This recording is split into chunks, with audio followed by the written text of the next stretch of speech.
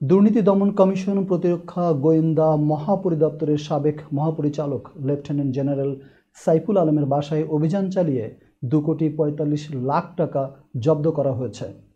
রোববার দুপুরে দুদকের মহাপরিচালক মোহাম্মদ আক্তার হোসেন এক সংবাদ ব্রিফিংয়ে এ তথ্য জানান।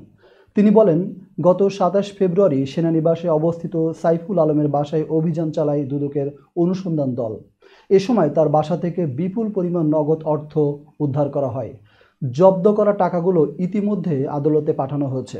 দুদকের এই অভিযান নিয়ে এখনও বিস্তারিত কোনো বক্তব্য পাওয়া যায়নি। তবে সাইফুল আলমের বিরুদ্ধে দুর্নীতির অভিযোগের বিষয়টি তদন্তাধীন রয়েছে বলে জানিয়েছে দুদক কর্মকর্তারা।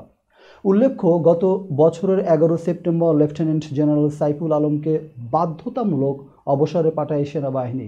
তার বিরুদ্ধে ওঠা অভিযোগগুলো নিয়ে ইতিমধ্যে আলোচনা চলছে।